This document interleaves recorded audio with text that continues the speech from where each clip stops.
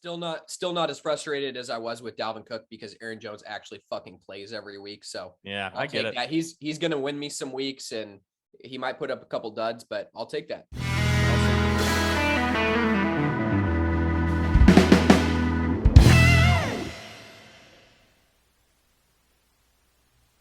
Good to go. We are back, baby, to the My Beautiful Dark Twisted Fantasy Football Podcast. I am joined here by the previous champion, Michael Brown. How you doing, Michael? What it do, baby? I'm doing good. I'm excited to be back. I know I took a big hiatus, but we're finally back. We're going to do it right this time, so let's get rolling. Hell yeah. So today, just for a little context, Michael and I are going to be doing a power hour, a little Thanksgiving power hour, so I'm going to start it now. So if you hear some music, that's what it is. We're taking a shot after every song change. But man, what a week. The season's getting towards an end. The group text is blowing up. We have lots of craziness going on. Just shows how great fantasy football is. What are your thoughts, Michael? Man, we say it every week, but this league is still wide open. And it really is. It's so frustrating that I'm tied with so many shit teams, and it just pisses me off because y'all are all trash, and I really shouldn't be in the same class as y'all. But here we stand. We're in week 12. We got 4 people at 5 and 6. We got 5 people at 5 and 6, 3 people at 4 and 7, and then Nathan has tripped his way to 6 and 5. Yeah, it is wide open. And I mean, you say you shouldn't be in a league with these people, but you're the lowest scorer during the last podcast. Yeah, I don't think I actually was. And I think if it wasn't such a shit podcast, people would have stayed tuned and seen that you had to correct yourself. I think the Mexican commercial, kind of threw people off, and that's when everyone was tuning out, by the way. Yeah, and that's fair. I think I've gotten it wrong more times than I've gotten it right, which just shows absolute laziness. It's so embarrassing because I think one of those was my fault where I told you. The first one was your fault. Yeah. And then I went and carried the train from there, and then it was terrible. Yeah, it was bad. But I'm feeling good about this, this season. I think, man, it's crazy how tight-knit this season has been. And Brandon, for all the... Oh, we got to take a shot real quick. All right, we go. Brandon, for all the awful insights he was giving, he did make one good point where he did say, it seems like what's up is down this season. There's been a lot of wonky going on this season, a lot of bad games. And I was out that last podcast, but, the freaking Jaguars beating the Bills, what was going on with that? There's been some weird stuff happening. Yeah, it's been strange. It's been fun. It's fun to have this much parity in the league. Let's go ahead and dive into it. So we had the top scorer, bottom scorer of last week. I think the week before that, Trenton was the top scorer. He wanted me to play some song that I don't remember, and I don't really care. Yeah, no one cares. I was the top scorer this past week, whoop whoop. Hey. And I don't have a song for that because we're doing GarageBand because Michael and I are here in person this time. Power Hour took over the songs and all the other little bits that we like to do for the podcast, right? Yeah. So no sound effects for y'all. I think Michael will still add that little tune at the beginning. Yeah, for sure. And then Logan was the lowest scorer. Who was also my opponent. I just took a shot. So Logan had a putrid performance. How many points did Logan put up here? 40? I think he put up lower than 80. It was in the 50s. It was not in the 50s. It was 78.58. Gross. So, yeah, that's a really disgustingly low performance. CD went out with the concussion at halftime, but that doesn't give you a lot of excuses. But we'll dive into those matchups soon enough. I do just want to point out, I'm done backing Logan's team. I felt bad for him. He's literally the Sacco every other year. I just wanted to back him all season. He's just not proving me right, so you're done. I'm tired of it, Logan. Your team's trash. So you think he's taking the last place? No, but I thought he learned his lessons and was going to compete this year, and he's clearly going to slide into one of those 7 and 8 spots. We got to take a shot. Yeah, I think you're right. I think he'll land in those. Hunter Renfrow in the flex. My God, just gross. He wouldn't even trade him. That's the worst part. Yeah, So this is good. We didn't put this in the show doc, but let's talk about this. So you obviously wanted to create some chaos, and you decided to throw out an Amari trade in the group text, and you got some offers from Trent and CJ, correct? I got an offer of CJ and Trenton, and you made the effort of reaching out saying, I don't really think anything fits, but you're open to trading. So everyone took a bit in their own way, a bit of the bite on the what I threw out there. Yes, but more importantly here is the inside information you gave me of you offered Nathan Amari Cooper for Christian Kirk, and he didn't respond to you? Straight up, he didn't respond. That is so bad on Nathan's part. I mean, to Amari Cooper over Christian Kirk, Nathan? Are you kidding me? And you don't even respond? I don't. That is an absolute fear of trading. We gotta take a shot. Oh wow, it's quick. So yeah, that was bad. No, it was disgusting, and it's. You know what it is he's heard so many horror stories of like the trade rape with Josh last year. I think he's buckled down, and he's at 6-5 right now. He's not going to shake the boat. He doesn't care about winning. He just doesn't want to get last, and so that was his whole thought process. That is the epitome of Nathan. It's weak. You don't want to see that. And then you made another. What was the other offer? It was Amari Cooper to who for who? Logan for Hunter Renfrow. And that should be an automatic accept from Logan's part too. Yeah, I mean Logan was sitting. I think he was 5-5 going into this week. Yeah, he was 5-5 going into this week, and he could have taken an L, for one more week and been able to do that. But I mean, he threw up 78 points. It's not like he was winning this week anyways. So just go and take the L and then get your guy. But my God, take a shot. Yeah, Christian Kirk or Hunter Renfrow, those should be automatic accepts, and y'all should be ashamed of yourselves for incompetence of how to handle a fantasy football team. All right, let's get to my trade. So Brandon and I had a pretty big trade. What are your thoughts on it? And maybe recap who it was. Yeah, I'm gonna need to pull it up because I can. Well, I was actually a part of it, so I can let you know what it was. No, I got it now. So Alex gave up Michael Pittman, Joe Mixon, and Chase Edmonds, and Zach Moss. Yeah, I gave him a lot. Oh, don't act like Zach Moss to me. For Elijah Mitchell and Austin Eckler. Now, let's keep in mind. So Michael Pittman, wide receiver 1, stud. He's been very good. Joe Mixon, RB1, stud. Has been very good. Chase Edmonds is hurt right now, and Zach Moss is now one of 3 running backs in that Bills offense. Nobody's productive. For Elijah Mitchell, who is actually a very good, sneaky good pick, and I know that was part of the trade that you needed to have to get in return. And Austin Eckler, who has been, I think he's RB3 on the year, who's been an absolute stud, who just dropped 40 points this week. It blows my mind. I know we're going to dive into this trade a little bit. It blows my mind that Brandon was dumb enough to trade Najee Harris and Austin Eckler in the same season. It's his first and second round pick.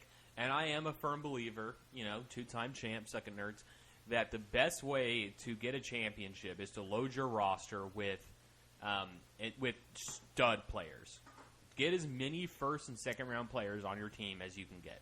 And to give them away, to have his squad now, I think he will not. I don't even think he'll be 6th or 7th seed. He's dropping really low amount of points every week.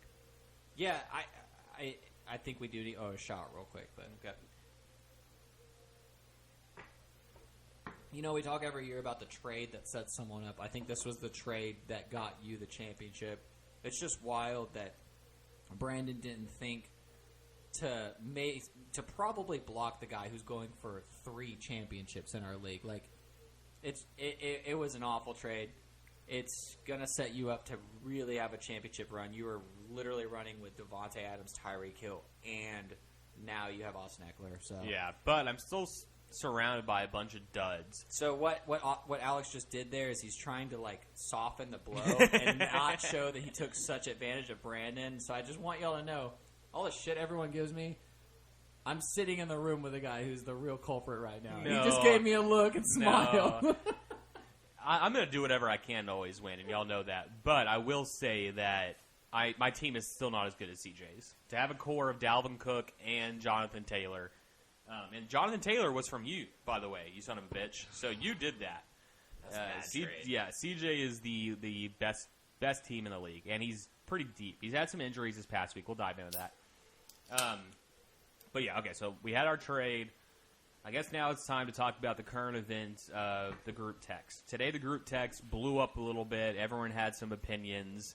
I think I had some. Maybe I don't think I had very many, but I had a opinion. I don't know. What do you think? Yeah, that escalated quickly. I think, are we behind on the shot? Yeah, I just took my... I'll give you my thoughts in a sec. Oh, I'm full. Yeah, I don't know. I kind of dropped that whole little tidbit in there just to kind of create chaos. It's kind of what if we have another shot already, damn it. Yeah, the power hour is going to be interesting, boys. You go ahead and give us some context while I take this shot real quick. I'm sorry. Okay, so yeah, obviously the discussion was the way the keepers work. And in my opinion, it is wrong, right? We shouldn't be able to keep Cam Akers in the 8th because he was never drafted. But it wasn't clarified ahead of time. So that was my plan all along. And then we have CJ, our commissioner, who finally realized it and tried to put a stop to it mid-season. Yeah, my thought is, I don't know why we're catering to your thoughts. I feel like we all kind of just like gave in to what Alex wanted on this deal. No way. Y'all can't make a change mid-season. Y'all had to think of it ahead of time. Michael's cracking up over there because he knows he's lying a fuse in my bottle of gasoline. But this is no one's fault but people failing to realize what it was. Absolutely. And just to be clear, Michael wanted to do this. Michael said on Friendsgiving that was his plan also, and then he decided to tell CJ about it. So this is all Michael's fault. Oh, I'm not denying that. I wanted to cause some chaos in this group text today. I had some free time from work. I didn't have much going on. One sec. I just don't like that. You know, we clearly see the problem, and we're gonna fix it. And then Alex comes in with his 2 cents and just has to change everything. And I don't know. I think it's going to mess things up. It's going to make things murky. It doesn't make the whole point of Keeper League, which is a trash rule, by the way. We really need to get rid of Keeper Rule. It just kind of murkies up everything, and it's not fun when you keep someone that you never held the entire season. So for the purity of the aspect, I was against Keeper. Now, if I had fab money, I would have been for it, but that's beside the point. So. Yeah, so he texts me saying, "I'll go in your favor for some fab." So you know the man's corrupt. Yeah, then you sent it to the group text. Then you sent it. No, I sent it to several people who had a lot of fab and gosh. no biters. So I'm still anti this rule. Yeah. I don't know. In all seriousness, I think Cam Akers, Travis Etienne, J.K. Dobbins, maybe like Robert Woods, like those kind of people are going to be it just kind of gives people who were dumb enough to not have a keeper, it gives them an out. And I guess I don't like that. Yeah. But also in the other way of it, yeah, it's a cop out for players that don't have a keeper, but I do think that what I said in the group text earlier, I think 10 out of 12 teams, and I think you and I are probably the only teams have a sustainable keeper to go with. Yeah. Yeah, I mean, I actually think we should run through this right now. CJ's going to keep JT.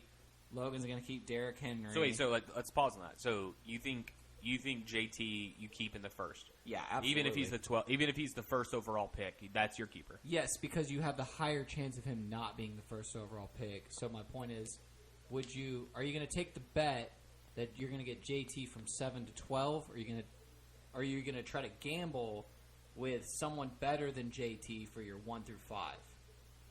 Unless you had some insane value later. Right, which he has Michael Carter, but I don't think that's better than JT. I agree with that. No, JT's the move. Is JT not the move? I'm looking at his team right now. I think there's something to be said about Marquise Brown. And what, the 6th? Where was he? Yeah, I think he was 5th or 6th, and I think he's a top 8 wide receiver right now. I'm sorry. I'm just saying. I'm saying that's something you could consider. Yeah, I don't think it would take much. That's my argument. I don't think it takes much consideration. What about Kadarius Toney in the 8th? Oh, he was my last round pick this year. That's what's so frustrating. Oh, so he actually gets to keep him in the last round, 15th or what? I drafted him last round. So that's something to at least consider. Yeah. But I think you're right. I think yeah. Okay, we're gonna take 2 shots real quick.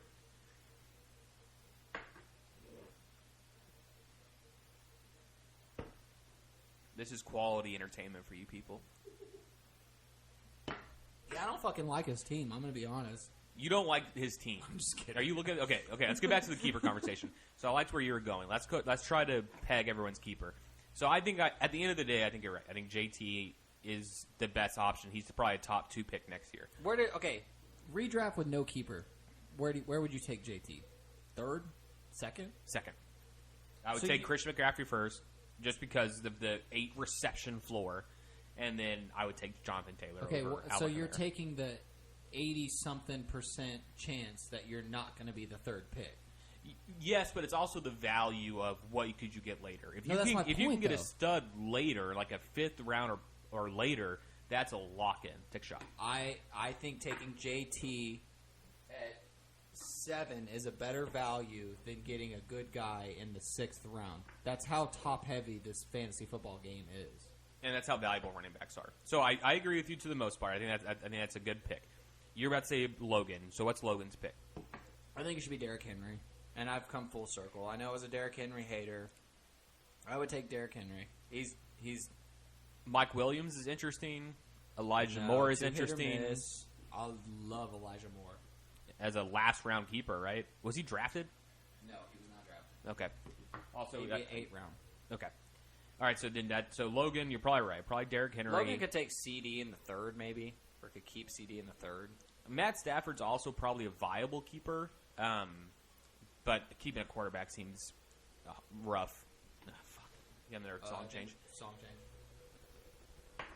All right, so we have Logan. Who's the next person you're going to go to? I'm just going to go off what my little list says. I'm going to go with Austin. This is the one guy that's kind of in the same camp as us. I don't think he has a great keeper option. I think Kyler Murray in the 5th is actually something you should consider. I would consider Justin Jefferson in the 2nd. He's only gotten better. Do you think he moves to a first rounder next year in a normal redraft? Yeah, I've been trying to trade for Justin Jefferson for some time. Yeah, now. I tried a few times myself. Justin Jefferson is so smooth with his route running. He's elite. He's elite, and he's an elite football player and an elite fantasy football player, which to me is so much more fun when you have a guy who's like, I hate the elite players that are good in fantasy football that suck in real life. He is just so good. I think he should be the keeper. Okay, so He's my vote for the keeper. I think I'm torn. I think I would lean more towards Kyler Murray in the 5th, but I would knock you for Justin Jefferson in the 2nd. There's nothing wrong with that. All right, who we have next? Why are you looking at week 2 box scores? I'm just going to the players, the teams. You're in week 2. Okay, we are mid recording, and I don't need your opinions on how I'm looking at the team. That week. Oh yeah, you lost to Austin. How does that feel? Feels gross. I don't like it. Okay, let's see. Who would? Okay, let's see who we worked him up a little bit. Chris is Christian McCaffrey. All right, what were you gonna say? Yeah, Chris is Christian McCaffrey. Who do you think Brandon Hastings keeps? Oh God, I think he's benefiting from not keeping anyone. I think at this point he's keeping Michael Pittman. Or Leonard Fournette. Something to be said about Leonard Fournette. When did he get Leonard Fournette? Oh, we gotta take a shot. God, Michael thought Power Hour was easy. I'm getting full real quick. There's something to be said. The last time we did Power Hour was like junior year of college, so Leonard Fournette was not. There's no way he was. Oh, he keeps him in the 9th round. That's a fucking solid keeper. I would keep Leonard Fournette in the 9th round over Cam Akers in the 8th, or You over would Travis not- Etienne in the 8th. I wouldn't keep him over Michael Pittman because I trust Michael Pittman moving forward. And Carson Wentz looks like he's a decent quarterback again. Carson Wentz has always been a decent quarterback. Not that last season in Philadelphia. He was terrible. He was not helped by anything. That was a dumpster fire in Philly. But, side point. Oh, sorry, or Kyle Pitts. Do you keep Kyle Pitts in the 4th? Yeah. No, Kyle. Sorry, I just looked at Alex very Yeah, Michael looked at me like he was ready for sexual encounters. He loves Kyle Pitts. Kyle Pitts runs a 4.4 at 6'4". That guy is a receiver. He runs a 4.4. He runs a 4.4. He ran a 4.4. Oh my No, God. Kyle Pitts. His comparison is not any tight end. It's literally Megatron. Kyle Pitts is. is a cheat code. He actually probably should keep him. Whenever we were talking, I think we had a podcast where we talked about who's going to take Kyle Pitts too early, and you were like, who do you think will do it? And I'm like, probably me. I was going to draft Kyle Pitts when Brandon took him. Like, I was going to get him on the next pick. Kyle Pitts is stupid good. I think that's the pick next year for him. Yeah, you're probably right. So, I think we agree there. Let's move to Nathan. Zeke. No way. Just because it's fun. Okay, hold on. I keep Jalen Waddle. Zeke gets so much shit all the time, and he's been nothing but durable his entire career. Zeke is incredible, but when we're talking fantasy, we're talking value. Value is everything in fantasy football. And so if I'm looking at his roster here, I'm looking at it and I'm thinking, yes, if I can get Jalen Waddle, he might have been waiver wire. So in the he drafted him. Oh, did he? What round? He'd be the 9th round. He would get to sneak someone in there. Even better. Jalen Waddle in the 9th round. That's a fucking steal. No, I'm sorry. I'm going to go back to the argument I made with Jonathan Taylor, where Zeke. We're a couple behind, aren't we? Yeah. Okay. We're gonna take 2 shots real quick.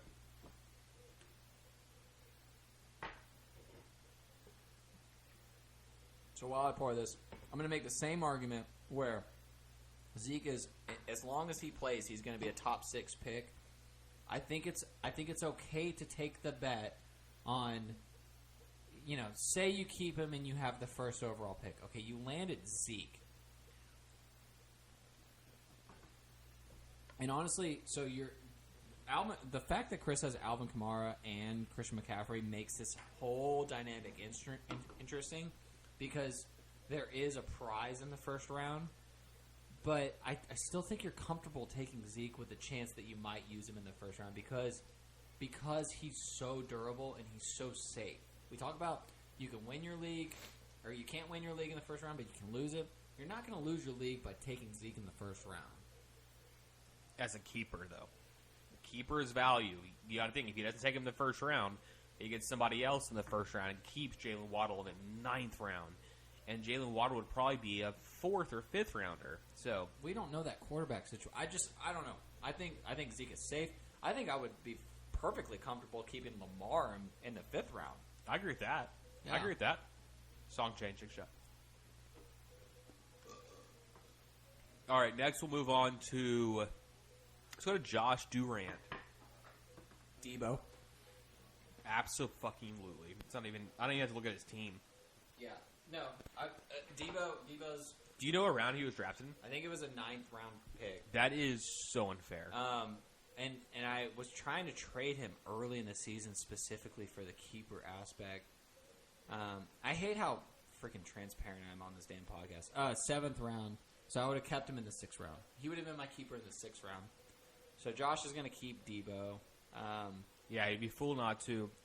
Let's move to... No, hold on. Have you watched any Niners games and seen how dominant he is? Yes. So he is their best running back by a fucking mile. Like, they use him in the running game, and his carries are insane. The guy, after contact, is top of the league. He gets carries, but he also gets Devontae Adams-like target share. Yes. And it's almost like we're witnessing Shanahan realizing how good he is. Because I do respect Shanahan, and I think that he knows talent. I mean, we see that. He just hates Sermon. And, yeah, Debo's a great pick, a great keeper. All right, so let's go to Justin. This is interesting. I think I lean Brandon Cooks, but that team, I don't know where that would go. I don't know. What do you think? So this is the one weird one where the elite player doesn't have the value that you want to be comfortable doing. So Travis Kelce, the argument I've been making this whole time is like, split the draft into 2. Are you willing to get your guy in the first half and risk getting the guy in the first half when you wanted him in the second half? With Travis Kelce, you can't justify taking him first overall. Like, you can't take him and then with the prospect of getting a top 5 pick. So you got to move on from him as much as I hate it. He's so freaking good, by the way. It's DeAndre Swift in the 3rd round. So when was Javonte Williams drafted? He was a 7th round pick. Something to be said there, because Melvin Gordon will not be on this team next year. I don't know his contract situation. It's up this year. Okay. They're not going to re-sign him. So it's going to be you get starting running back for the Denver Broncos. And Denver Broncos are in contention, apparently, to get Russell Wilson or Aaron Rodgers. Yeah, I'd love for Aaron Rodgers to go there. But, so, Denver's always been known to be a 2 running back committee where they had Phillip Lindsay with Melvin Gordon, now Melvin Gordon with Javonte Williams. I think this is one of those things where if Javonte is the clear-cut back going into camp and he gets to decide right before draft, if Javonte Williams is the RB1 of the team, no question, you keep Javonte Williams. Without that, DeAndre Swift is someone I've loved since he was at Georgia. I think DeAndre Swift has better talent, just personally. No doubt. To me, I'm always looking at it as a fantasy aspect, right? The value. And I don't know what round he got Brandon Cooks, but I imagine that was pretty late, too. It's wild, Justin. Honestly, it sucks because if Justin wins this, Justin has to beat me this week to be in playoff contention, and I don't want him to, but I also want him to be in playoff contention because his team's good. He deserves to be in the playoffs. He does, but I don't think he'll. I think he's in too deep at this point. He hasn't won the weeks he needed to win. I know. He would keep Brandon Cooks in the 8th, by the way. Okay, so far we've all proved. I think every team we've touched so far, I would agree that. Not that I would agree. I would say that that's a better keeper than what the argument was today. Have we done Matt Ruiz yet? We haven't. I haven't been keeping track of any of our arguments, by the way. Okay, excellent. So Matt Ruiz, this gets a little bit murkier where it comes to keeping. Matt needs to keep Dak in the 4th. Do you understand how fun it is to play fantasy football with the quarterback of your team? I don't. It is. It makes everything so much better. So, what about T.J. Hawkinson in the 5th? That'll be. Dude, Detroit's team is so bad that next year there's no confidence to know they'll be any better.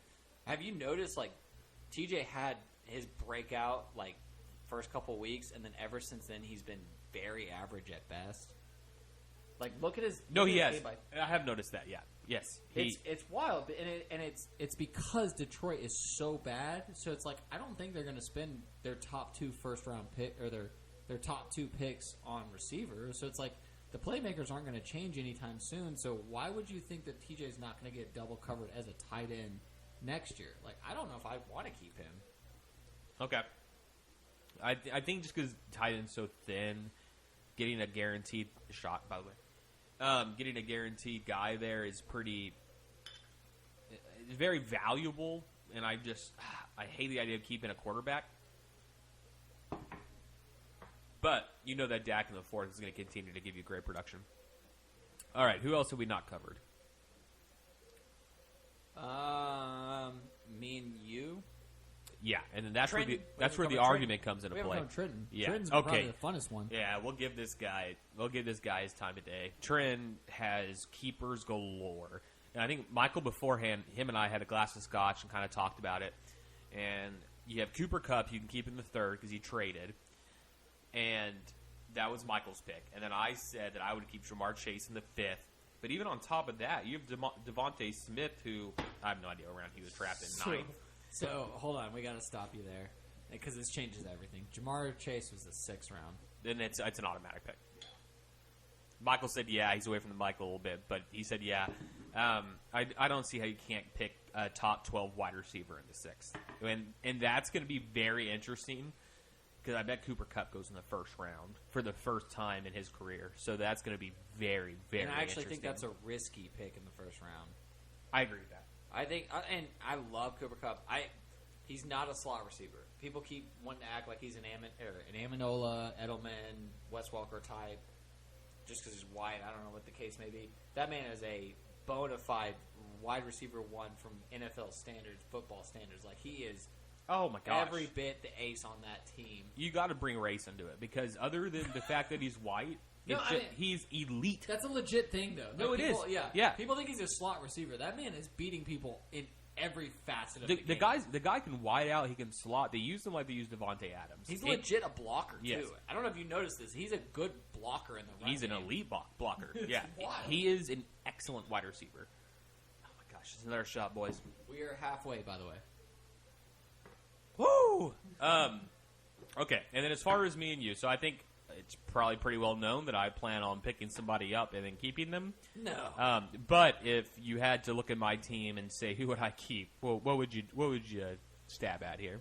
If Devontae stays in Green Bay, I think he's every bit worth it. That man is stupid. What if Aaron Rodgers leaves? Yeah,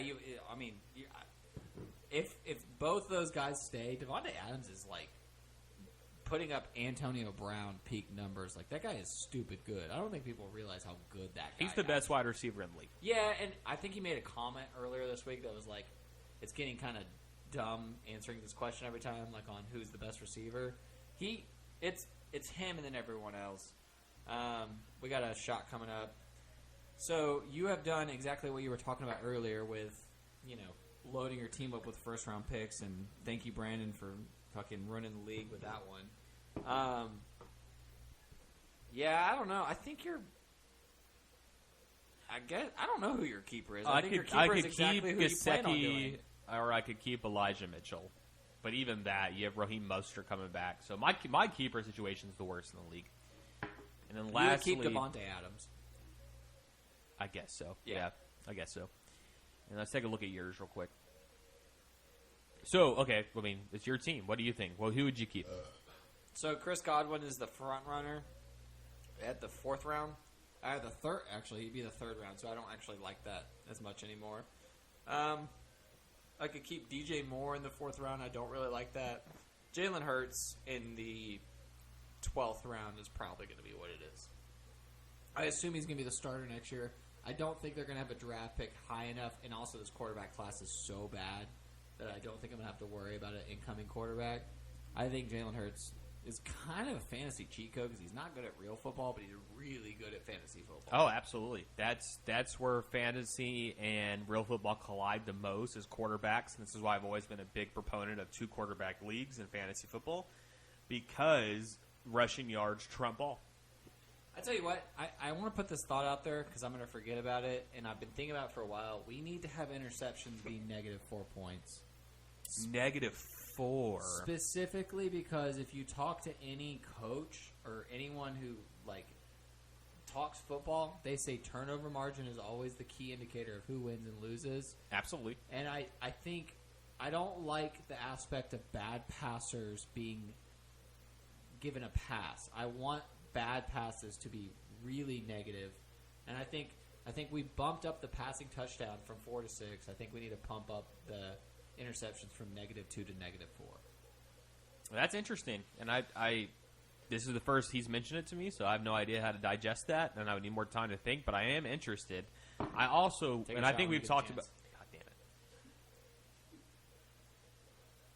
I also think that turnover on downs needs to give a point to the defense. Ooh, and I think I'm so big on that one. I think we've talked about that before, but turnover on downs needs to be that's on the defense. And even if it's going for a Hail Mary towards the end, but in today's NFL, you have a lot of teams going for it on 4th and 1, 4th and 2, and that's something that the defense should be accredited for. It's a turnover. No. I'm very big on that one. I think I've actually thought about it myself. I don't think that's going to be hard to pass because I think people are looking for defense is kind of just set up to fail. Like, you start up with your 10, and you just expect to kind of go down a little bit, and you just hope it doesn't go down too much. Unless it's you this past week, Yeah, Bill Belichick, I love you. I will say, I don't think that one's going to be hard to pass. I think everyone's looking for ways to give the defense credit, and I've even floated the idea of having an individual defensive player just because it's fun to include all aspects of football. I do want to go back to the quarterback discussion. I also think there should be something to be. I want to throw this out there. This will probably get shut down. I think pick sixes. If your quarterback throws a pick 6, it should be -6. I agree with that. I don't know about. I'm sorry, I didn't hear. I'm registering the -6 part. I think probably -4, but then I guess we'd have to. You'd have to figure out what your logic was if we're going to do the combined of both. So we have a drink. I'm going to finish my thought while you take yours. I think. So what my thought process is there's certain throws quarterbacks make that lead to pick 6s, and I want those to be penalized because, and honestly, if I'm being perfectly honest, Jalen Hurts, we all know, is a fantastic fantasy football quarterback. He's awful at real football quarterback. He's had throws where it's led, he leads them to a pick six, and the cornerback accidentally dropped it or whatever the case may be. And I would love to have Justin back me up on this one, but there are certain quarterback throws that lead to pick sixes that I think should be penalized even more. And so I think it should be -6 for the quarterback. Okay. I'm actually not anti that. That makes sense to me. So, all right. This is off the AWOL. Yeah, we're going off top of the dome here, boys. All right, are you ready to do some last week matchups? I guess so. Okay, let's start off with Matt Ruiz versus Trenton Traffinstead. Trenton Traffinstead lost in a glorious fashion. He only scored 93 points. So your boy was willing to take the second seed from Trenton. Suck it, nerd. And let's dive into this matchup. I would like to take a deep dive into the analysis of where you got 93 because he scored 96.1. Matt scored 113, and I'm a little drunk. So the 3 threw me off. Man, Patrick Mahomes is it's wonky this year. Oh, absolutely. He's not returning value by any means. No, he's not. And I've been trying to trade for him all year. There's another person that I've been trying to trade for. He's not, and it's weird because he's the perfect example of, I would never feel comfortable trading him. I would never want to get rid of him. I think we're 2 behind, by the way. But I would never feel comfortable trading him, but he's shooting Trenton in the foot, and it's one of those things where, Trenton's a playoff lock already. You just got to hope he gets fire. He catches fire around that time, because if he does, I think Trenton's the champion. If he doesn't, I think Trenton's an early exit. See, this is where I disagree, because when I look at Trenton's team, I see Josh Jacobs, David Montgomery. David Montgomery is going to be great. Josh Jacobs is going to be frustrating. Then I look at his wide receiver corps, and I see Jamar Chase, Devontae Smith. 2 very good receivers, 2 rookies. So you're going to have inconsistency. And to get the championship, and I preached this before, you have to be willing to have, you have to have the ability to put up 3 consecutive, and if you have a bye, 2 consecutive good performances. Yeah. Mark Andrews has been great. Chase Claypool has been inconsistent. Big Ben is washed. So I see a team that is championship caliber. I don't know. If he doesn't have that first round bye, I don't believe he can have 3 consecutive weeks. So you can set yourself up to have good matchups going into you absolutely can set yourself up to have good matchups going into playoffs. The key, in my opinion, this is where I think there's some differences in strategy and just kind of mindset, is he's going in with a quarterback that is matchup proof, 2 running backs that he feels confident starting. I don't know if he feels confident starting those 2 running backs. You don't think? Okay. No, this is a good topic. So Josh Jacobs is the guy in question? Yes, absolutely. Yeah, I think this is one of those things where I think he's gonna get the goal line touches, which is just not what you want to say for if that's the biggest argument for running back. I know you don't like that, but I'm fine with that argument if it's not on the Las Vegas Raiders. Yeah, he gets goal line touches, he gets the primary work, and they're actually trying to involve him in the passing game. So that's where I think there's enough evidence to be confident in him. But I think so I actually put Josh Jacobs in the same boat as Antonio Gibson around this, where we're at right now. He's in that. You're not going to be able to upgrade on that without giving up significant value. So he's confident enough to start him. You're not going to bench Josh Jacobs, right? Absolutely not. You can't bench him. Okay, so that's real quick. That's my point. So you got 2 running backs that are quote unquote matchup proof that you're going to start regardless, and then he's got his breakout player with Jamar Chase, and Colts defense has been sneaky good. I think Trenton is absolutely a contender because of the high side of his team. Yeah, and that's my argument, is the consistency metric. Take a shot. Oh, boy. We got to take 2 shots, boy. Yeah, take another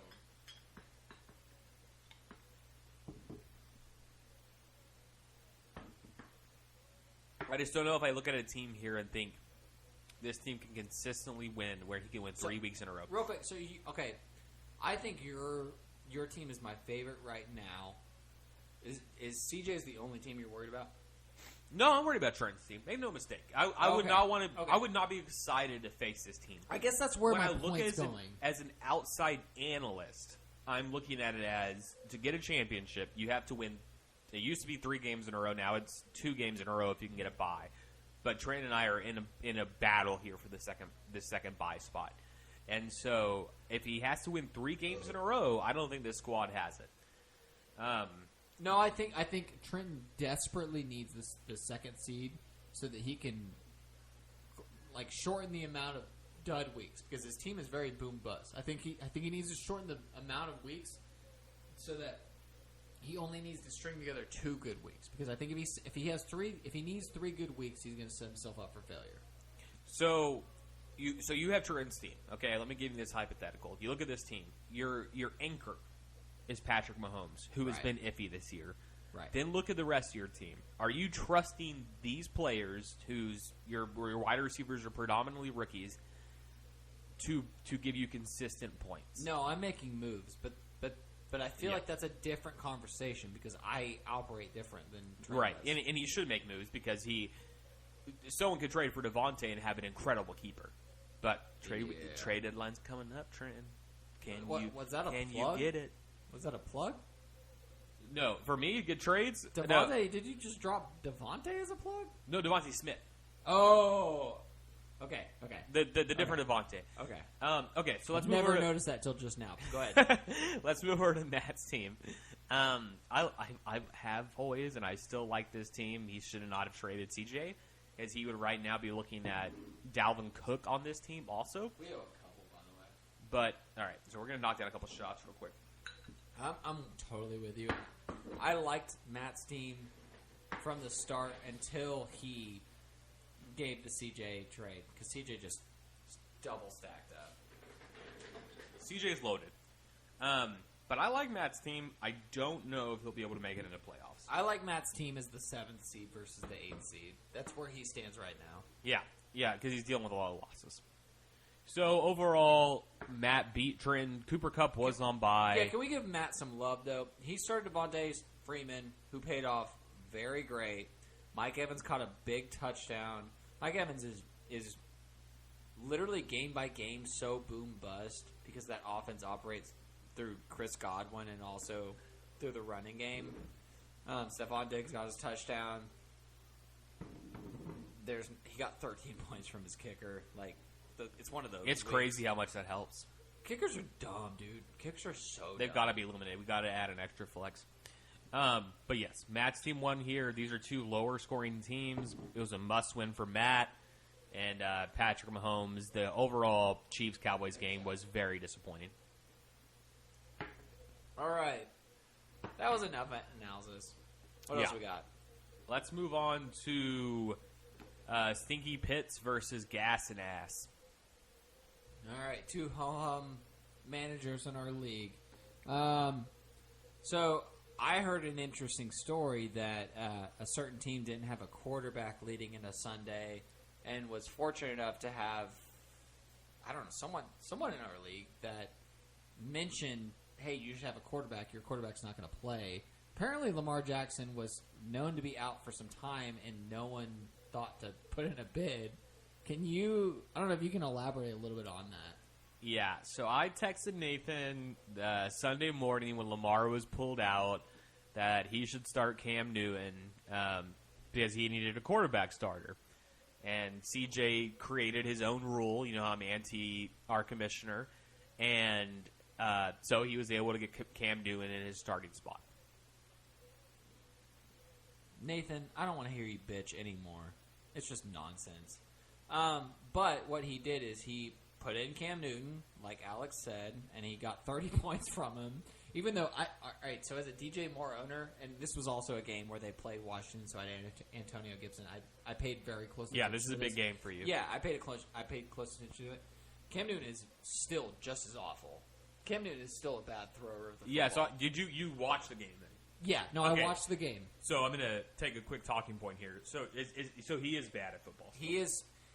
he's still bad, and it sucks because all right, we owe like 1 or 2 drinks, but he is still bad at football, and it sucks because I'm someone who watched the Auburn Cam Newton, who literally changed college football. He was so dominant, and so I'm always going to be an apologist of Cam Newton.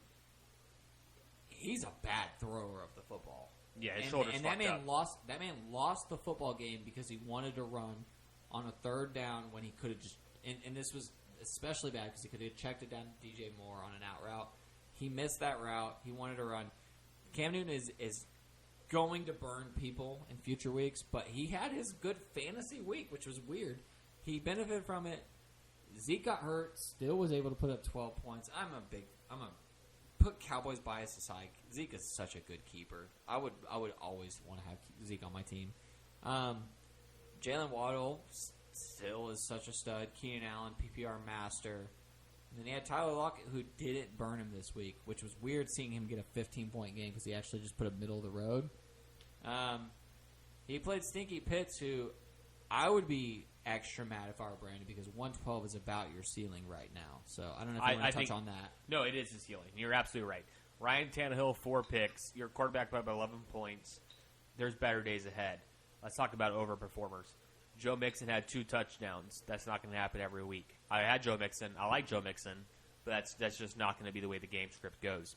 Terry McLaurin having 21.3. That is his ceiling because Tyler Haneke is trash.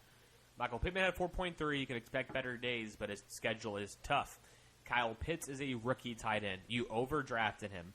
Great keeper, bad draft pick. One point where I disagree, but keep going. Okay, yeah, bad draft pick. In the 4th round, take a tight end there. I think he's tight end, and I can't, maybe you can check it for me, Michael. I'm guessing he is past tight end 5. He's 8. Okay, that is bad.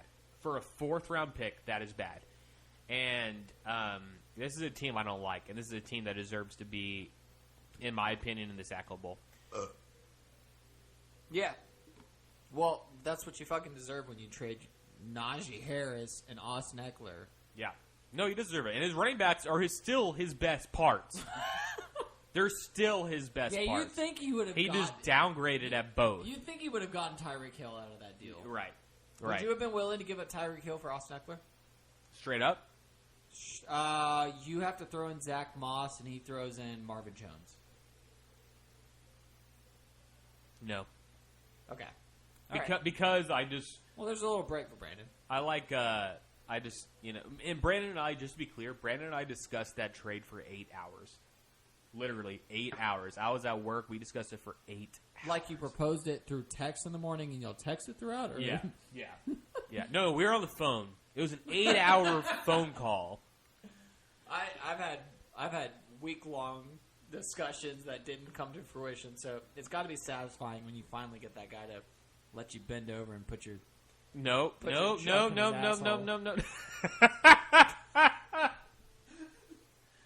right, we're going to take a quick break.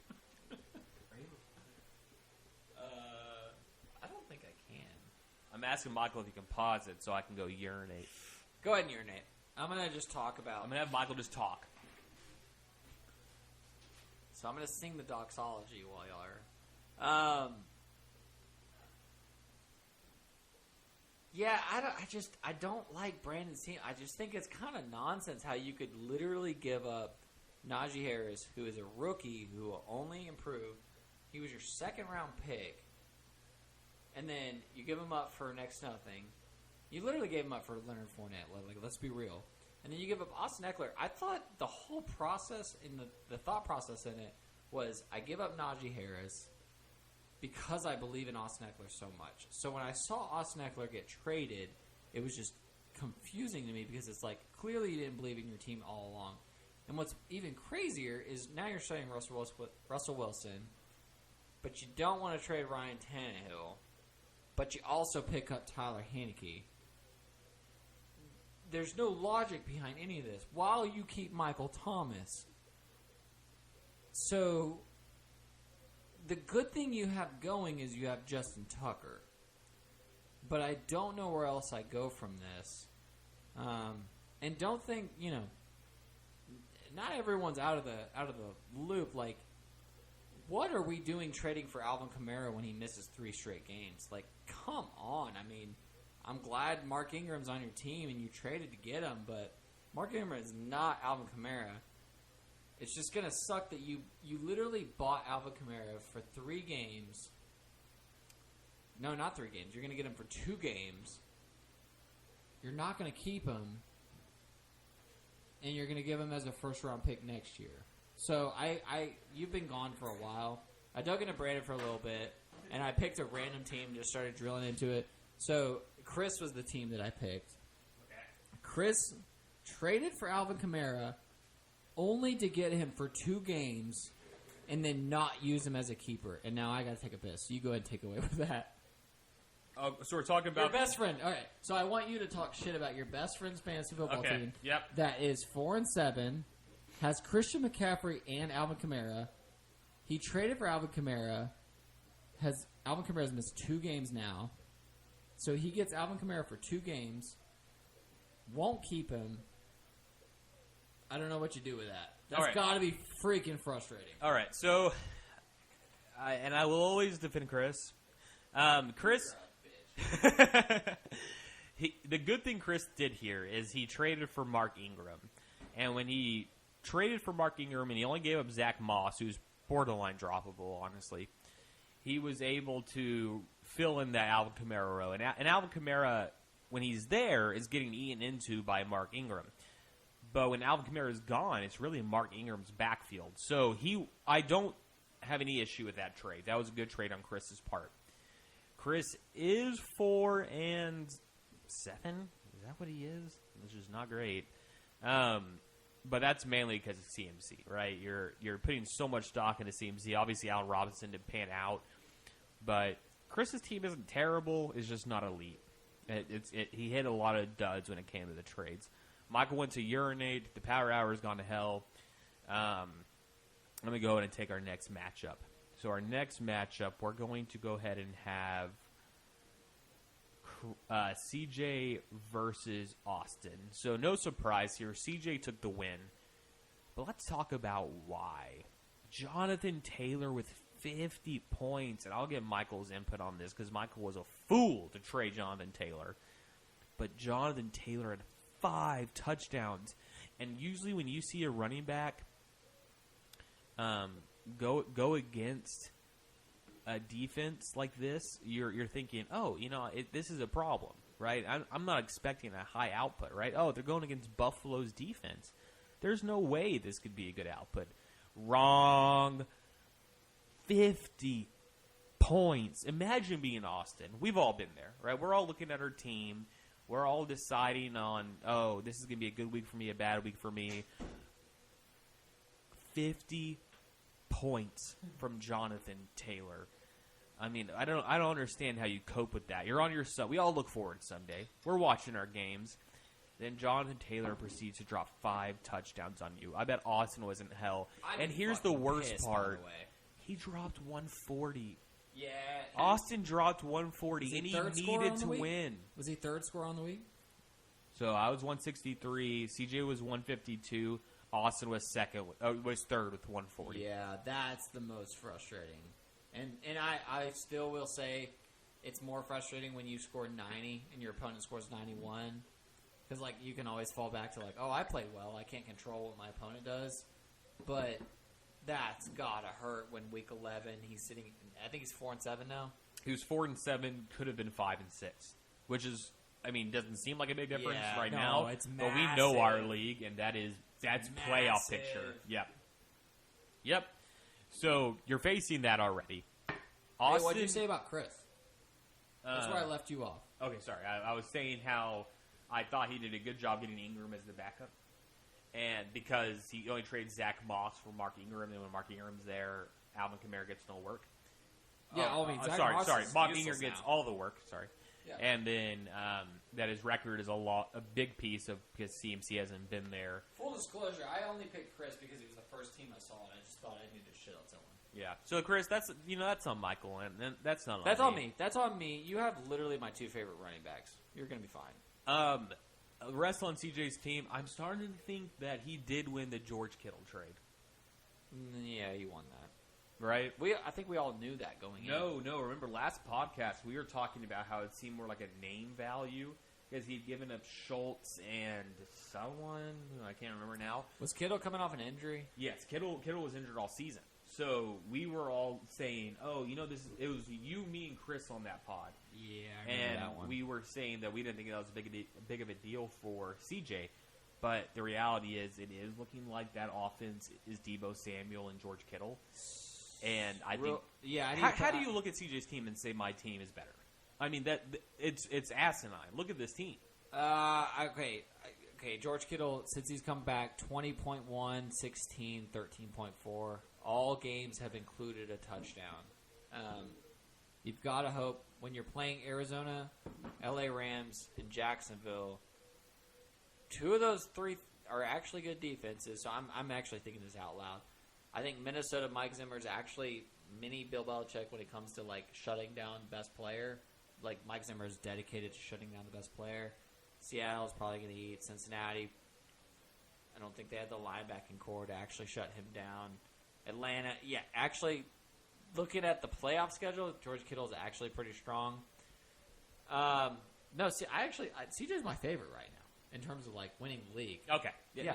As he should be with that core. But I do think there's something to be said for the name value. George Kittle's battled injuries for the past couple years. So, George Kittle, talent-wise, stud. Top 2 tight end in the league.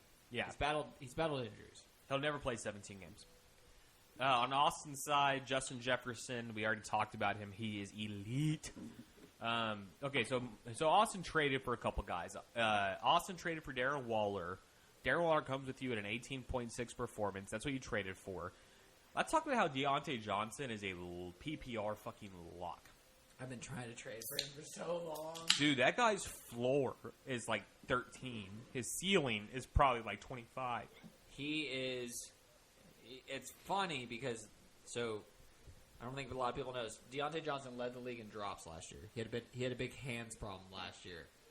Route running wise, one of the most criminally underrated players in the entire league. Deontay Johnson is absolute stud at getting open, especially in an offense that struggles to create offense. When you have an aging Big Ben, you have a poor... Najee Harris is good. I'm saying the run blocking for the Steelers is bad. Dude, he is a stud. I actually think Chris could... I mean... Austin? Oh, I'm sorry. Austin, depending on where he drafted him, I'm trying to look it up right now. And Take a shot. I talked to Chris about this earlier in the season. He drafted him in the 4th. That would have been a good 4th-round keeper. I don't think it's justified in the 3rd round, but... I just poured a lot on your ground. My bad. Yeah, never mind. Deontay Johnson's a stud. He's going to be perfectly fine keeping Austin out of getting Sacco. So Austin's obvious down points are James Conner with Chase Edmonds eventually coming back. With Chase Edmonds gone, honestly, with Chase Edmonds there, James Conner has been weirdly serviceable, getting multiple touchdowns a game.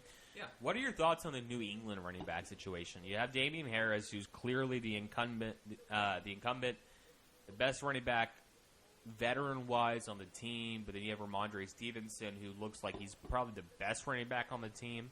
And then you have Bruce Bolden, who's an excellent pass catcher. Yeah, Brandon Bolden's a great pass catcher. Is it Brandon Bolden? Yeah. Michael's looking at me real smug, holding his mic. Brandon Bolden, sorry, douche. What are your thoughts on the New England backfield? I would stay away from it completely because I think they're all three fantastic running backs in their own respect. I think Ramondre Stevenson, literally, I don't know if y'all have watched GMFB. That man is a candidate every single week to win angry runs. That man is stupid aggressive. He's the best runner on the team. I love it. I think Damian Harris is just as effective, though, in his own way. Like, goal line touches, that man knows how to sliver through the crease and get in. I think of all the three, I want to own Damian Harris, but I think they all kind of ruin each other's value. Yes, absolutely. I agree. Damian Harris is the one to own. He is better pass blocker, which gives you a better reason to put your running back out there. Ramondre Stevenson is that's some slurs from the Power Hour, is a better pure runner. I agree with that. I think we actually talked about that. I was like, I totally agree. When you put that in the text, I totally agree. He is a better runner of the football. Just watching the game. That's how you find out this stuff. You watch this game, and I see him on a handoff. That's where you get screwed, though. Pissed. That's where you get screwed. Because you watch the eye test, and you're like, oh, that guy is a better football player. And you take him, and you think you're all good, and then they don't give him the snaps, and then you look like an idiot. Oh, yeah. You got to always look at the percentages of carries and all the boring statistics when it should just be football talent. That's not what it is, boys. All right, so we were talking about matchups. Are we still on matchups? We're still in matchups. All right. How many shots do we owe? Oh, we're at the 60th minute. Oh, we're towards the end of this thing. One? Yeah, I just took one. Okay, I think we're to our matchups now. We did Logan and... No, we haven't done Logan and myself. We did Matt and Trent. We did Brandon and Nathan. We did Chris and... Did you do Chris and you already? No. Okay, so we'll dive into that, because that was actually a really good matchup. I did do Chris and Austin right now. Have we done Justin and Josh? Did you do that while I was gone? No, I just talked shit on Chris's team the entire time. Oh, okay, so you just spent the whole time talking shit. Okay, Yeah. So we'll dive in real quickly into Justin and Josh. This was a big matchup. This is a must-win for both teams. Justin takes the win in a very low-scoring affair. So all season, we've been boosting this boy's team.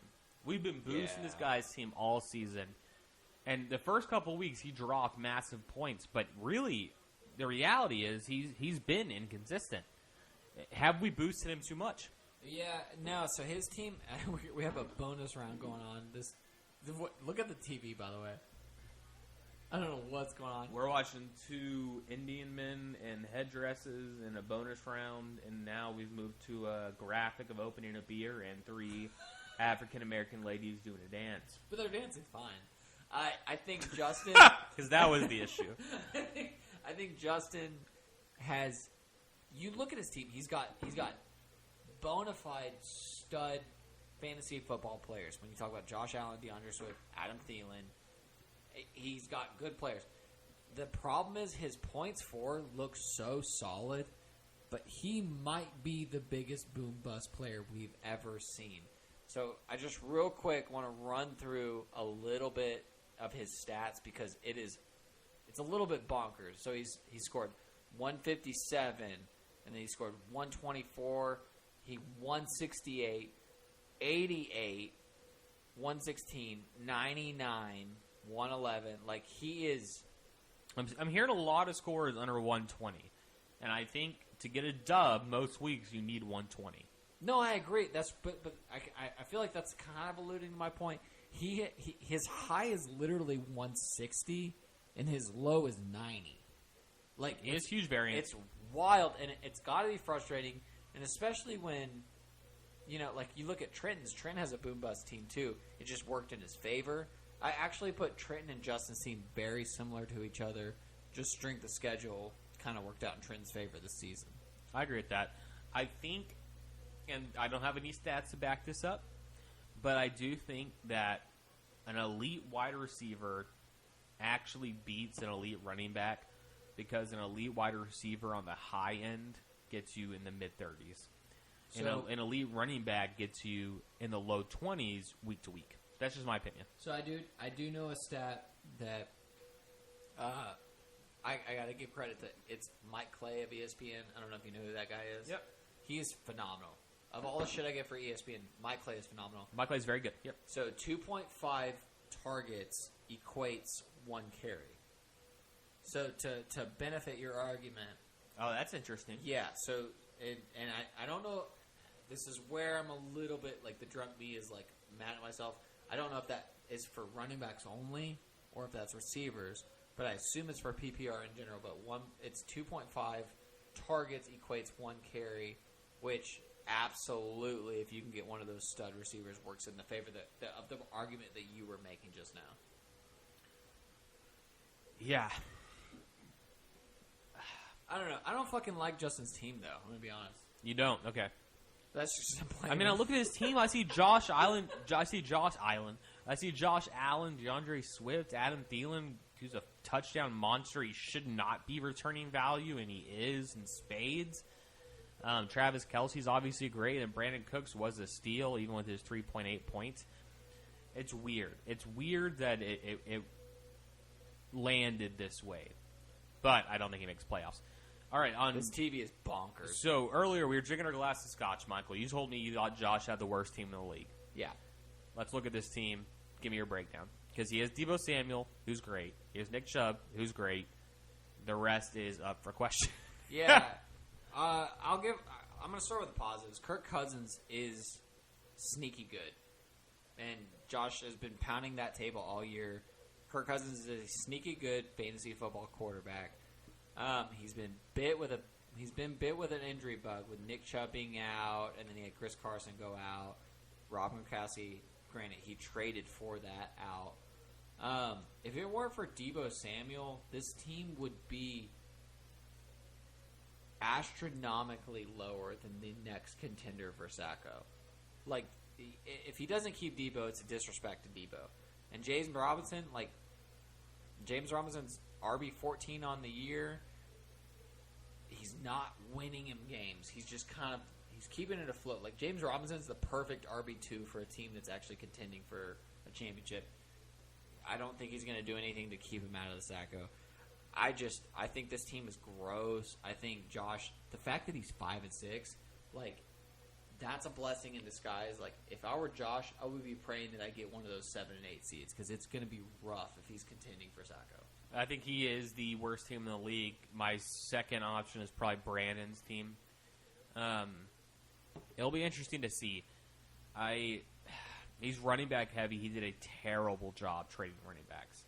Deebo, he did a great job holding on to. Deebo's elite. The rest of the team, though, it's rough. Chris Carson is out for the season, and now you're stuck in this hellhole of Alec Collins, Rashad Penny, DJ Dallas. Drop all of them. Drop all the Seattle running backs because you're not going to keep Chris Carson because you have Deebo. We've already made that very clear. You're going to keep Deebo. Drop all the Seattle running backs. Yeah, I think I agree. All right, let's get to our matchups. I'll take you versus Chris. So this was a fun matchup, and this is one I was pretty invested in. So you had all three. Be honest with me, you were rooting for Chris, weren't you? Yeah, always. Always rooting against you. Your team is full of players that I always don't want to have in the game scripts. It just is. Other than Jalen Hurts and Dallas Goedert, every other player grosses me out in game scripts. No, because it's the game script. And I do want to make this point because this has been my frustration. I'm sorry, I didn't mean to interrupt. But this has been my frustration all season. I'm going to laugh at you if you tell me Saquon Barkley is a bad running back. Like, and I would never be an idiot to say that. No. Antonio Gibson, you watch the tape. He's got talent. DJ Moore has the talent. Chris Godwin has the talent. All right, I will take credit. So Randall Cobb was a bad start. But DJ Moore is a good pick. He was an excellent pick. He started off hot, and his issue is he doesn't have a quarterback that knows how to throw a fucking football. You had Sam Darnold, who I wanted to believe in. I thought he maybe was Adam Gase's problem, but I think Sam Darnold is just bad at football. And obviously we're always talking NFL level. And then you move into P.J. Tucker, right? Who is an XFL guy. You mean the small forward that P.J. Tucker? Who am I thinking of? P.J. who? P.J. Walker? P.J. Walker. P.J. Tucker is a pretty decent small forward who can hit a corner three. But DJ Moore is getting boned by his quarterback. And even this week he had a pretty good output, which I think you expected lower out of Cam. But your running backs, who are really the core of your team, are people that you need positive game scripts for that you don't have. And you expected Washington to have a good defense, and their defense is terrible. So I did think Chris was gonna win this. You have CMC, he put up CMC numbers. You had Justin Herbert drop 40, but it just still wasn't enough. This was a very competitive game, and both players deserve to win. Talk about the Pats. And you're right. At the end of the day, the Pats are the reason that Chris lost this game. You have the Patriots put up 26 points. As Chris said in the group text, they had 3 quarterbacks throw an interception. Yeah, so man, you hit the nail on the head with the running back. So every year I build my entire team around the running backs, and I'm very confident I can find matchups for the receivers outside of that. Running backs, I picked 2 guys that One is dealing with an injury that I don't think is as public as it really is. I think his shin splint is actually horrible, Antonio Gibson. And then Saquon's been hurt, but also in a just putrid offense. It's been really frustrating with these guys all year.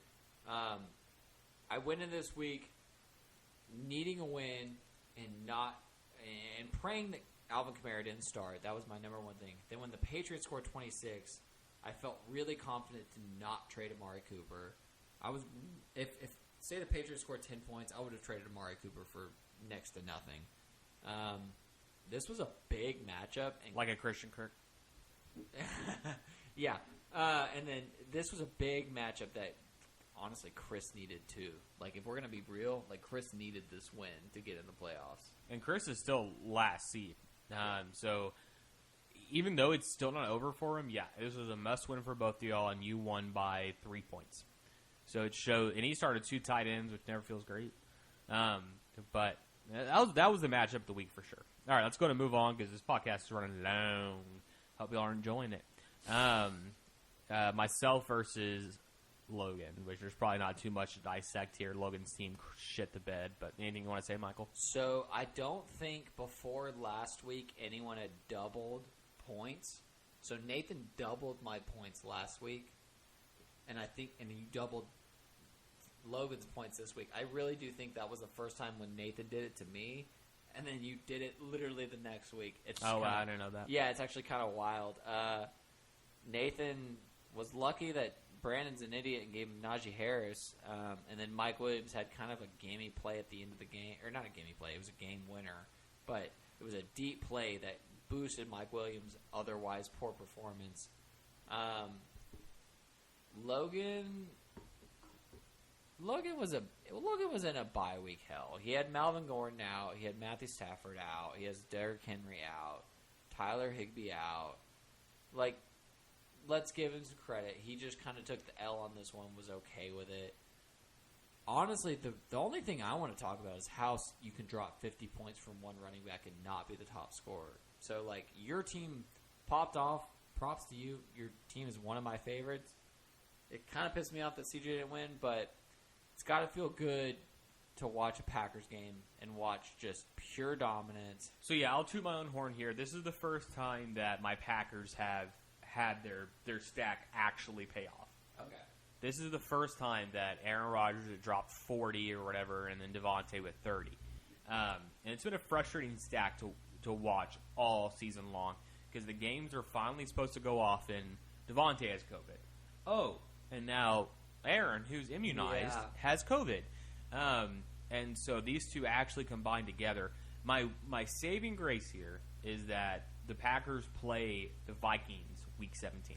Ooh, I love that. There's something about Aaron Rodgers that always delivers with divisional games. He is, in my opinion, the best thrower of the football in NFL history. No, he's the single greatest talent in Yes. NFL history. He does not have the ability to take over and do what he has to do like Brady does. Brady's a better quarterback. I'll say that all day long. Aaron Rodgers' ability to throw the football is just so much fun to watch, and that's what I wanted out of this season. Yeah, and I think Devontae is he's always been known to be a top 5 route runner. This guy he's on another level, though. I think there's something to be said, like, his quarterback is so good that he is able to be showing his route running, but that stack is the stack you want right now. It's funny because Tyreek Hill and Patrick Mahomes, I think if we went into this year, everyone would have said the Tyreek Hill, Patrick Mahomes stack was the one you wanted. I think you hit the nail on the head this year. And I think it's funny that your name actually kind of solidifies where you were going with that. Like, you were like, all right, it's the last dance, let's go. I want this to happen. I think it's been cool to watch. I'm very upset that Brandon gave you Austin Eckler because now I think you're set to win. I still don't think so. I still think it's CJ. But only time will tell. All right, let's get in this very long podcast. We'll get on to the next one, and we're going to go ahead and go to the Week 10 pick'ems. Not Week 10. I read the show doc wrong. It's not Week 10, boys. It is. We're going into Week 12. Man, isn't it depressing how quick fantasy goes by? No, honestly, man, I think fantasy drags on. I get so tired by the end of it. It's a marathon, man. Man, you know that. You I'm love at the marathons. point now where I'm just tired of it. No, you got to enjoy it. You got to take every week for what it's worth. It's beautiful, and this week matters more. Yeah, I'm gonna sound like this is the biggest week. I'm gonna sound like a bachelor here. You know, it's the most important week of the season. It is all right. Can we please start with the Brandon versus Matt, because that is the game of the week. Two teams, far. 5 and 6. Yeah, let's dive into it. That's the one that I want to take. And literally, their setup is 120.8 versus 120.7. It could not be better. Excellent. Yeah, this is gonna be a fun pick 'em. All right, Michael, you take the lead. Whew. I'm going to take Matt solely because I think Dak comes out and shows that the Cowboys aren't a fluke. I trust Dak fully. I think the Cowboys win in big favor against Las Vegas, who's struggling right now. And I think Dak gets a couple cheap touchdowns late. I think they run up the score. I really do think Dallas wins by a big margin. I don't think A.J. Dillon against the L.A. Rams is as scary as people think. They're actually really bad against the run, and I learned that the hard way when the Rams played San Francisco on Monday night, and they just ran all over them. You go into Brandon starting Washington, who gives up a lot of big plays, and Russell Wilson thrives on that. That scares me a little bit. Kyle Pitts against Jacksonville. Jacksonville's a dysfunctional organization. And then he's got Michael Gallup starting with Dak on that pair to kind of offset anything that Dak does. I think Dak actually feeds Cedric Wilson. I think Cedric Wilson's a very underrated player in the Cowboys offense. I'm taking Matt. The only reason I'm taking Matt is because I believe in Dak to get a bounce-back game.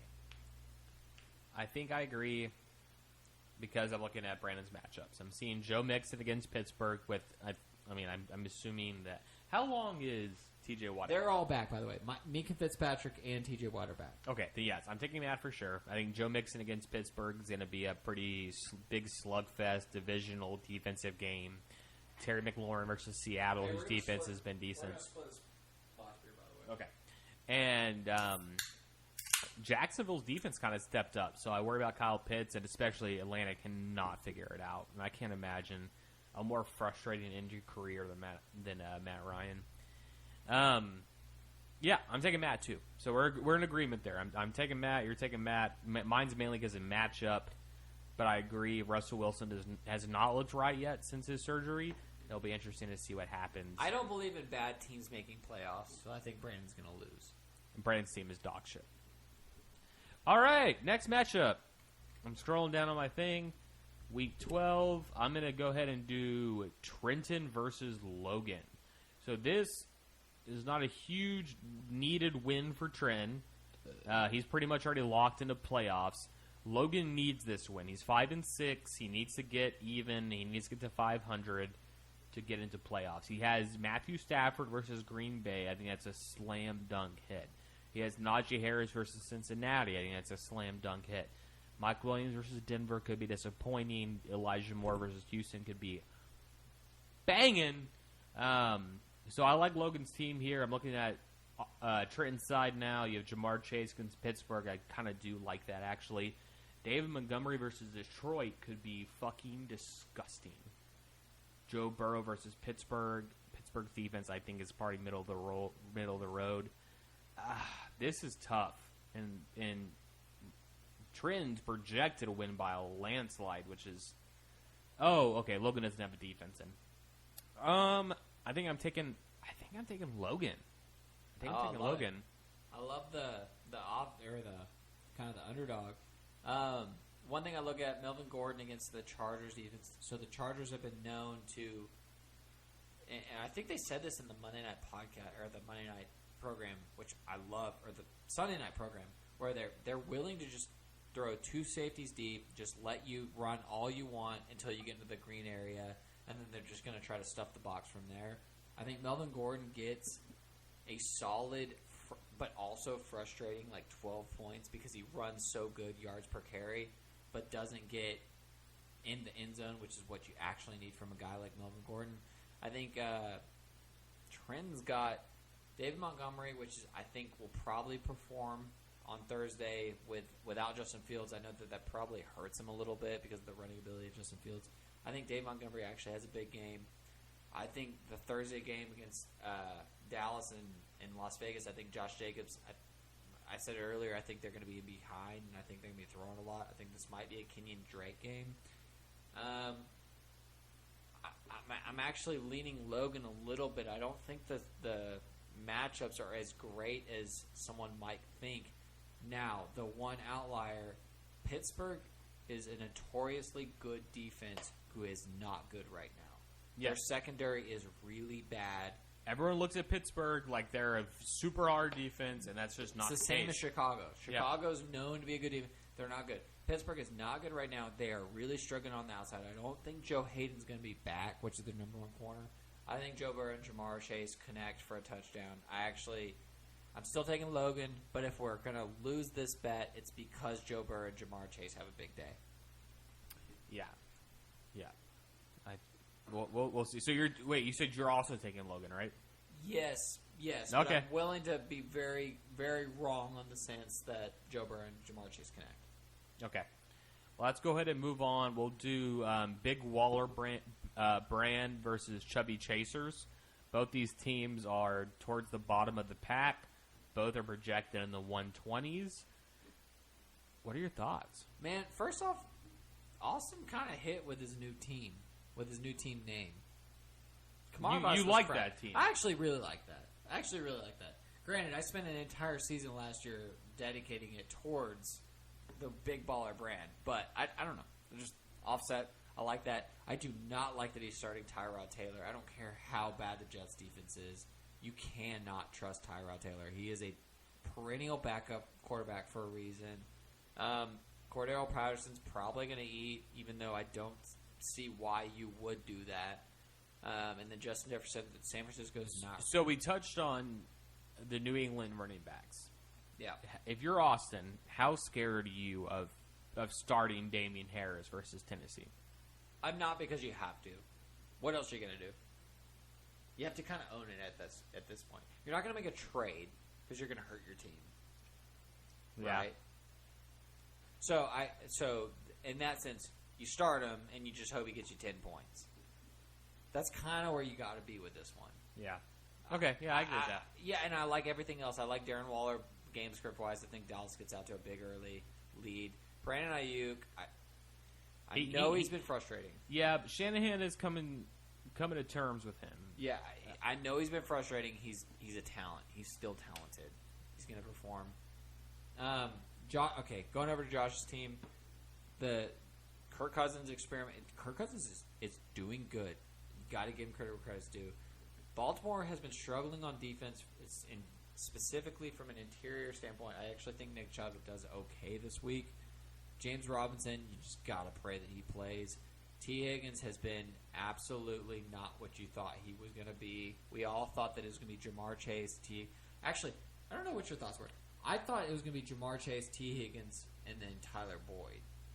And I think we had this argument early in the season where you thought it was going to be T. Higgins, Tyler Boyd, Jamar Chase, right? Well, yeah. I was obviously wrong about that. I'm not trying to point you out on the Jamar Chase front. I'm more trying to highlight the T. Higgins has not lived up to what we wanted him to be. We thought this offense was going to support two receivers. I don't think it has. No, Joe Mixon is looking like he is a slam dunk pick in the second. They're using him a ton. He's a top 8 running back in fantasy right now. I still think, and I do trust Pittsburgh's defense. I think they're a good organization, and I think that this could be a big T. Higgins game. Just so you know, I'm leaning towards Josh. I'm looking at these matchups. Indianapolis is really good against the run. I think you see a big game from Gronk. Gronk's great. And yeah. I made this trade. It was a bad trade. I traded Gronk for Adrian Peterson, who just got fucking people cut. have given up on Gronk thinking he was going to bust. Yeah, and just Tom loves that man. Yeah. He's just a great tight end. Well, he's one of the best tight ends of all time. Yeah, and he's still the same age as Travis Kelce, which is crazy to think about. Then you have Nick Chubb against Baltimore, whose defense is overrated. And you have James Robinson against Atlanta, whose defense is terrible. So I actually, and then Deebo Samuel against Minnesota after we just saw what Devontae Adams did. To me, these matchups lean Josh. Yeah, I'm leaning Josh, but I guess from a somewhat different standpoint, you can't start Tyrod Taylor. I don't like that So, start at so who all. do you start instead? Let's look at the waiver wire real quick. And honestly, this would be something that I'd be willing to trade for. I wouldn't trade for Ryan Tannehill against the Patriots this week, but if we're looking at waiver wires right now, I would start Derek Carr over Dallas before that, or against Dallas before that. I would start Carson Wentz against Tampa Bay before that. I wouldn't start Trevor Lawrence against Atlanta, and I wouldn't start Baker Mayfield against Baltimore. But I think Derek Carr and Carson Wentz, I think those two give you relative startable assets. So I think Tyrod Taylor actually is a good start against the Jets. It's the Jets. Yeah, would you start Andy Dalton against Detroit? Yes. You start Tyrod No, I'd start Andy Dalton. over Tyrod. Yes. Yeah, I mean, I think there's other options. I don't think Tyrod. And I'm guessing Andy is probably projected, and I'm literally looking at this right now. I'm guessing he's projected like 14 points or something super low like that. That's where it gets a little. He's wonky. projected 13.6, but sometimes you have to separate projections and accept the fact that the matchup is there. And Andy Dalton is an underrated quarterback. So it should be known that these projections come from one guy. It's Mike Clay. I think I brought him up earlier in the podcast. These all come from Mike Clay. You're basing, if you're going off projections, you're going off one guy. I think I would put Carson Wentz, Derek Carr, and then Andy Dalton, and then maybe Mac Jones. I think you can't trust Mac Jones just because they play to win. There's no game plan other than winning football games with them. I trust that. I trust I trust that entire organization over Houston's. No, I would still take Tyrod from the rushing ability. Exactly. Yeah. I would take him from the rushing ability. But that being said, I'm taking Josh because I don't think Tyrod is who Austin actually starts on Sunday. And I think Atlanta is terrifying. Like, to have 2 games in a row where you get shut out, like, that's fucking wild. In the NFL, that's wild. So that scares you about Cordell.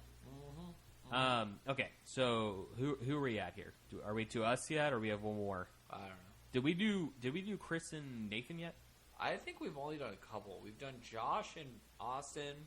We've done Trenton and Logan, and we've done Brandon and Matt. Okay, so let's move on to Chris and Nathan. So this is a must-win for Chris. This is literally it. Yeah. He needs to win this to even be in contention for the 7th, 8th seed. Yeah. Let's take a look. Okay, so Lamar Jackson versus Cleveland. Lamar's great. I think he does have Crohn's disease, but hopefully he's over that. Ezekiel Elliott versus Las Vegas. It could be great. Darrell Henderson versus Green Bay is going to be meh. Keenan Allen versus Denver could be meh. Jalen Waddle versus Carolina will be great. Tyler Lockett versus Washington should be great. Bears versus Detroit should be a slam fucking dunk. I think Justin- Jared Goff's going to play, by the way, so I do think He that is gonna lowers play. expectations. I still feel very good about that. Divisional matchup. Yeah. Justin Herbert versus Denver. That is suspect. Christian McCaffrey versus Miami. He should drop 30. Yeah, he's matchup proof. Mark Ingram versus Buffalo. That's scary. Corey Davis versus Houston. Money. A.J. Brown versus New England. I don't know. I don't know what to think about Ryan Tannehill. Okay, just to give you an idea, I'm starting New England with the prospect of New England knowing to shut down A.J. Brown. Yeah, and I trust Bill. He's the Yeah. smartest guy in the league. Yeah. Pat Freiermuth will be a slam dunk. Yeah, no, he's good. He's great. Good for Chris. And Ebron is out. Good for Chris. Yes, this is a player that is very, very good. Ty Johnson versus Houston, I don't care for. So overall, Can I get my, real quick? Houston is actually stingy on defense. Corey Davis is not as slam dunk as I think you alluded to. it's PPR, man. Yeah, I think Corey Davis had a PPR matchup last week, and I think Houston is a bad football franchise. I think they have a secondary that is actually capable of competing. That I could be totally wrong on this week, but that's just what I thought. Mark Ingram against Buffalo doesn't look good, especially because I expect Buffalo to get out to an early lead. I don't think Denver scares me from Justin Herbert's standpoint as much because they have Bradley Chubb coming back, who Rashawn Slater can take care of on the left side. They don't really have much pass rush since they traded Von Miller. I know they have a good secondary. I think Justin Herbert's going to be fine. He puts up big games against good secondaries anyways. I completely took over this conversation to say I think Chris actually wins this one. Okay, and I'm going Nathan. And you know how my projections are with Nathan. But mainly because of the quarterback. I think that Lamar Jackson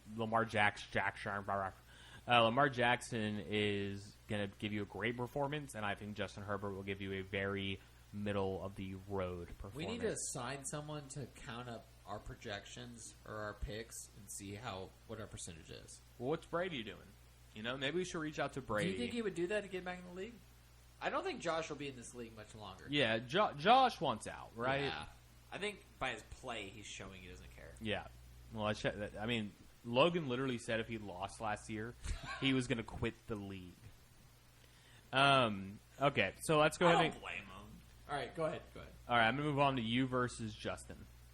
And I'll take the lead here to get rid of bias. All right, so Justin is projected to lose on the projections from ESPN. You have Jalen Hurts versus the New York Giants. Jalen Hurts is going to be great. You have Saquon Barkley running against Philadelphia. I think you're tempering expectations. Antonio Gibson's going to dud. DJ Moore is so hard to predict with Cam Newton as quarterback. Chris Godwin versus Indiana, I think you're going to be very, very happy with that. And then you have your incredible stack of Jalen Hurts and Dallas Goedert. So overall, I think your matchups are decent. And then you also have the fun of having Patriots defense against Tennessee. And then you have Josh Allen versus New Orleans. I don't know. I think Josh Allen will actually be very good in that matchup. DeAndre Swift versus Chicago, decent. Javonte Williams against the Chargers, decent. Adam Thielen will score a touchdown. I have no doubt about that. Brandon Cooks versus Jets. Depends how competitive it is. Because of matchups, I am going you, Michael. And you know I hate picking you to win, but for the sake of pride, I think you have better matchups, better team here. No, that's fair. I don't think your Assessment of the running backs was totally fair. I think Antonio going against Seattle. I think I expect so their defense is picked up. So I expect good game script is what I'm arguing. Really? Yeah. What if Russell is back to Russell? I don't think that's going to happen given how depleted the running backs are. Now, if that's the case, this is the game I play with Antonio every single week, is hoping for good game script. So I might be talking optimism right here. I think it's going to be a good game script. I think if anyone watched the Washington game last week, he fumbled in the first half, got benched for the remainder of it, and then proceeded to run for like 5 yards a carry the rest of the game in the second half. I think Philly's actually not all that good on defense. It's funny because they were such a priority with pickup this week with the matchups they have coming up, but they're actually not all that good on defense, especially on third downs. They're one of the worst in the league. I think Saquon actually has a good game. Granted, you got to take this with a grain of salt. These are my top two guys right now that I'm trying to ride with. But I went into last week thinking if I won against Chris, I'm set up very favorably because Justin doesn't have Travis Kelce or DeAndre Hopkins. So, if I don't win this week, my streak of making playoffs is over. You think so? Yeah. It's still so close. We can't even tell. Yeah, that's what sucks. All right, then the last matchup is myself versus CJ. Take it away, but I have Tyreek on bye, so be kind. Is this why you were hyping him up all week or all podcast? No, I think he has the best team in the league. Yeah, I think. All right, so I think Brady against Indianapolis. You called him Indiana. It's Indianapolis. I think they do fine. I think they throw. I think they have a really good rush defense. They have a bad pass defense. Yep. Jonathan Taylor is playing against Tampa Bay. So people need to take into account if Vita Vea plays, Tampa Bay's defense is completely different. If Vita Vea doesn't play, Jonathan Taylor could probably get another 50-point game. So we're hoping that he, for your sake, you're hoping that Vita Vea plays. Dalvin Cook against San Francisco. I actually don't like this. San Francisco is so dominant with ball control that they take away the offensive possessions of their opponents. I think Dalvin Cook might slight downgrade from that standpoint alone from game script. I don't think Myles Gaskin is going to return value. I think that's actually a really bad play. I think I'm going to take CJ just because of the fact that his running backs are so solid. I don't think Miles Sanders. I think Miles Sanders is going to frustrate you because he's going to get like 5 yards carry but not get a touchdown. Aaron Rodgers is hurt right now, and that's a legit thing. Devontae Adams has Jalen Ramsey against him. I'm not too worried about Aaron just because his toe was hurt last game, and he actually ran a couple pretty crazy runs against Minnesota. But I do agree it's going to be CJ who takes this win. My matchups aren't great. The Rams are a tough matchup for my Packers. And gosh, Dalvin Cook against San Francisco is just going to be a fucking slam dunk pick. So, You went way different than what I went for that one. Yeah, I think CJ takes this win. This is a good matchup. I mean, it'll be good to see. This is a preview of a championship. To take Cedric Wilson, and look at him as Tyreek. So what's the difference of points going to be at the end of the day? That to me is the real determining factor. But yeah, this is somebody that this is the guy to beat. This is our commission is the guy to beat. So it'll be very interesting to see. Gross. All it's right. so gross. He tripped into a good team. So hour and a half later, we are at the end of this podcast. Anything you want to close out with, Mike? I don't think anyone's all that good. I honestly think you guys got lucky that I had a bad season. But other than that, I'm done. So make no mistake, I'm the greatest there ever was. I've won 2 championships, and I'm coming for my 3rd. Try to stop me. Other than that, it's always a pleasure, homies. Have a happy Thanksgiving, and I'll catch you later. Peace. I don't think Calvin Run is good.